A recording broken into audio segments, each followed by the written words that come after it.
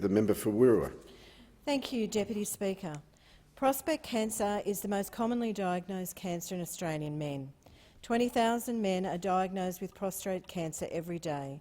And just today, while we're in this House, that means that 54 men and their families will receive news from their doctors and their specialists that they have prostate cancer. Approximately 3,300 Australian men die of prostate cancer every year, and my father-in-law was one of those many men. They leave a space in the families. They leave a space in those families behind, and it's something that we need to address.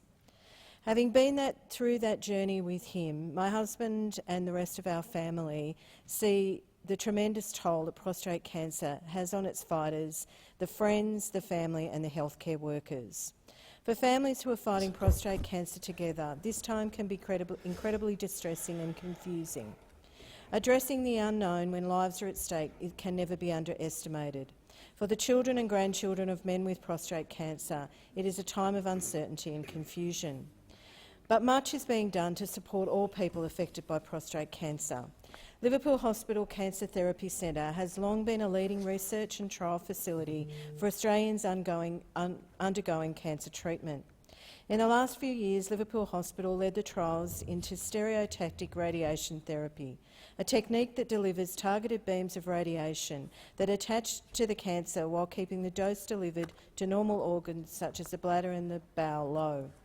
The challenge of the need for these new approaches to treatment is being met. The establishment last year of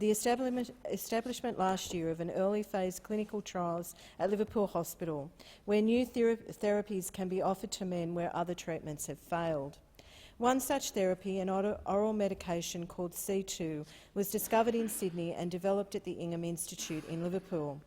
It has been trialled in men where advanced prostate cancer for the first time anywhere in the world at the new Liverpool Clinical Trials Centre, and is a trial sponsored by Western Sydney University.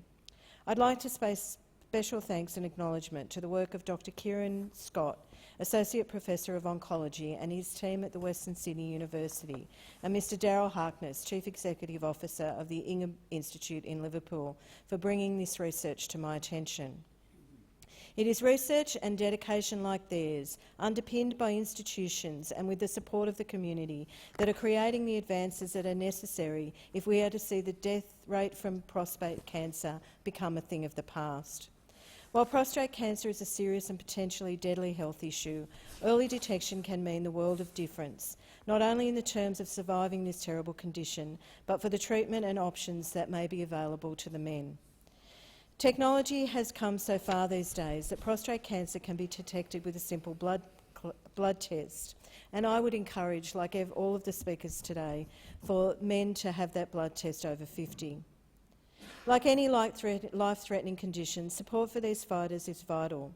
Support groups, not just for the men who fight the disease, but their teams for the men and the women and the children also need to be supported. They are often dealing with a current diagnosis of cancer or are survivors of cancer. These groups need to meet on a regular basis to help each other, discuss their shared experience and learn more about the disease and how to manage it. Like all people suffering from cancer and survivors of cancer, psychological support is crucial for their success in fighting and their ongoing well-being.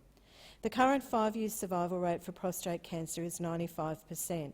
But regardless of the survival rate, 1 in 6 men will be diagnosed with prostate cancer by the age of 85.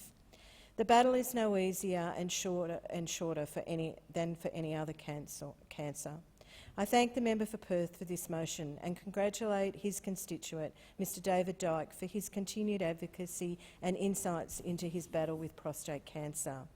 Men need to take their health seriously. Early diagnosis is crucial in bettering the survival rate and also increasing treatment options available to them. I support the motion moved by the member for Perth.